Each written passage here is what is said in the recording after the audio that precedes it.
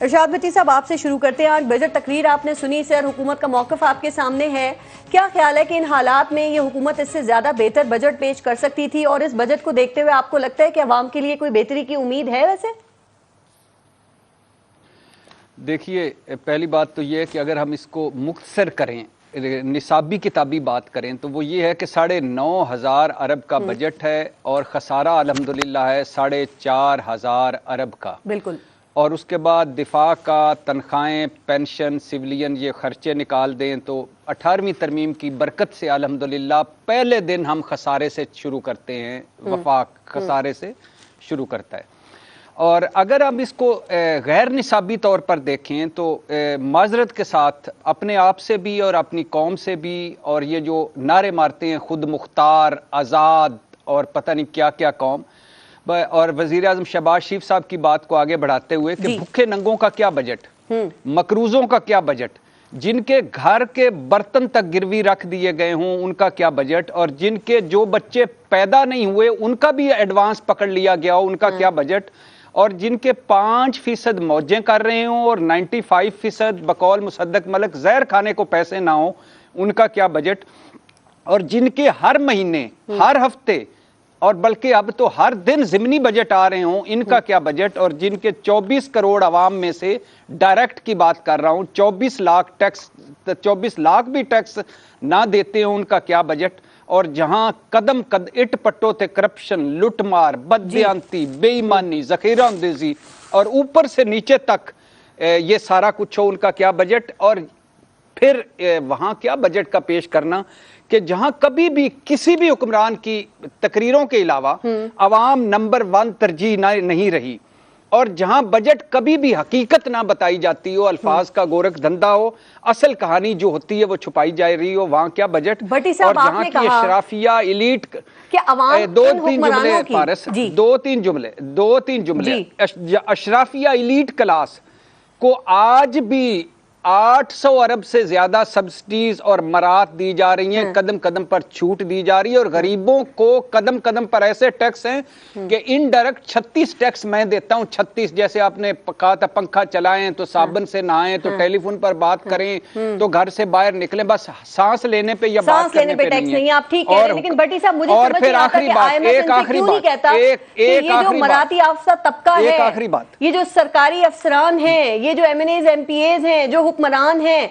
वो क्यों नहीं कहता आईएमएफ इनसे कि भाई इनकी सहूलतों को कम करो ना, यहां पर आपको कटौती करनी चाहिए। वो भी जो जुल्म है आवाम पे ही करने को कहता है जो खुशी खुशी किया जाता है। भट्टी साहब देखें, अभी मैं सवाल करूंगी ना हुकूमत से, फिर हमें जवाब मिलेंगे कि इनकी मजबूरी है, उनकी मजबूरी है, मईशत की मजबूरी है, और जाहिर है ये मजबूरियां होंगी, लेकिन मैं ये सोच रही हूं कि अवाम की मजबूरी का ये क्यों नहीं सोचते हैं सर। अवाम ने तो मईशत का बेड़ा गर्क नहीं किया ना, अवाम ने तो इस मुल्क की मईशत को खराब नहीं किया, तो फिर ये कीमत और कुर्बानी सिर्फ अवाम ही क्यों दे इस मुल्क में? आपने बिल्कुल ठीक कहा। जो सबसे पता है बुनियादी प्रॉब्लम क्या है, आईएमएफ तो कहता है कि अपने ब्यूरोक्रेट्स को रेगुलराइज करें, आईएमएफ तो कहता है अपने आप वजीरों को और अपने सारों को। आईएमएफ ने तो अब ये भी कहा है कि अपने कम से कम वजीर जायदादें, ये जो इनकम टैक्स घोषवारों में काफी खाने उनके कहने पे शामिल किए गए। लेकिन पता प्रॉब्लम बुनियादी तौर पे क्या है? क्या आप समझती हैं कि हमारे और हमारे हुक्मरानों के यूटिलिटी स्टोर्स या चीज बाजार एक हैं? क्या हमारे और हमारे हुक्मरानों के अस्पताल एक हैं? क्या हमारे और हमारे हुक्मरानों के बच्चों के स्कूल एक हैं? और हमारी तो इनकी और हमारी तो हत्ता के जेलें और हवालातें भी नहीं हैं। ये एक अलहदा दुनिया में रहते हैं, हम एक अलहदा दुनिया में रहते हैं। इनको हमारे मसाइल का पता ही नहीं चल सकता, ना कभी पता चलेगा। इस मुल्क के असल और संजीदा मसाइल ये हैं कि ये हमारे, इनकी और हमारी जिंदगियां एक हों, एक स्कूल हों, एक अस्पताल हों, एक स्टोर्स हों, तो काफी चीजें बेहतर हो सकती हैं, और कुर्बानी ऊपर से नीचे। बिल्कुल रांझा साहब, ये पाकिस्तान की तारीख के सबसे बड़े खसारे का बजट आज आप लोगों ने पेश किया है, जो 9,500 अरब रुपए का बजट है, और जिसमें तकरीबन 4,500 अरब रुपए का खसारा है।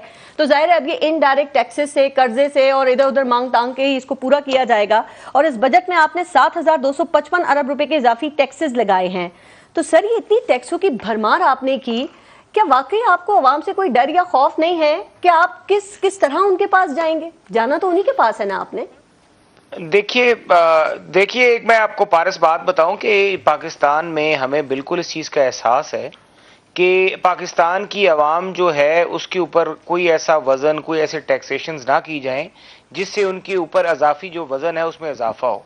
अब आप देखिए कि इस बजट में दो किस्म की चीजें, एक तो बजट में यह है कि एक पाकिस्तान की गरीब आवाम है, एक पाकिस्तान का मतवस्त तबका है।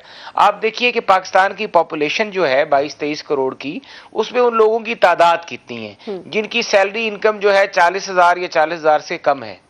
अब आप उसके साथ देखिए कि उन लोगों का अगर आप बेनिफिट कर रहे हैं, उन घरानों का बेनिफिट कर रहे हैं, तो ये 10-15 करोड़ इसके करीब करीब, इसके बीच में या इसके करीब करीब ये लोग होंगे, बल्कि 15-16 के करीब शायद ज्यादा हों।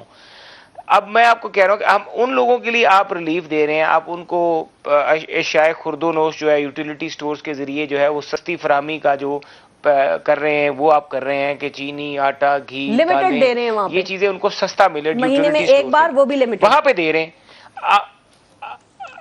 ठीक है। अब उसके ऊपर जाहिर है कि एक बंदे का जितना घर का इस्तेमाल है, बात नहीं रांझा साहब, 4 किलो से ज्यादा घी नहीं मिलता यूटिलिटी स्टोर पे। अगर एक घर में ज्यादा लोग हैं, वो कहते हैं जी मुझे 5 किलो चाहिए, वो कहते हैं हम नहीं देंगे, वो आटा भी वहां पे लिमिटेड दे रहे हैं। आप कैसे कह रहे हैं कि जरूरत के मुताबिक खरीदारी हो सकती है, और लोग कह रहे हैं हमें जलीलो ख्वार कर दिया है। अब बात नहीं देखिए, उसके साथ 2,000 रुपया जो है वो भी तो दिया जा रहा है। कितना ज्यादा है? 2,000 रुपया भी उन लोगों को दिया जा रहा है जिनकी 2,000 में भी अगर आप वो जो 4 किलो घी के अंदर अगर आप उसको ऐड कर दें और इन दालों में कर दें, चलो ये देखिए ना, अब बात ये कि अगर आप एक गरीब मुल्क में रह रहे हैं, जो आपने पेट्रोल आप पैसे की वो अलहदा दे रहे हैं आप उसको, तो पेट्रोल महंगा किया उसकी मद में वो भी दे रहे हैं। वो जरूरी नहीं है कि आप पेट्रोल पे लगाएं, आप वो पैसे इधर भी खर्च कर सकते हैं, खाने पीने में भी खर्च कर सकते हैं। बात यह है कि आपके पाकिस्तान की जो मैशत है, आपको ये चीज समझनी पड़ेगी। बेनजीर इनकम सपोर्ट प्रोग्राम में आपके लिए बेनिफिट्स आए, यूथ के लिए बेनिफिट्स आए। बेनजीर इनकम सपोर्ट प्रोग्राम के जो बेनिफिट्स हैं, जो वहां पे गरीबों के लिए जो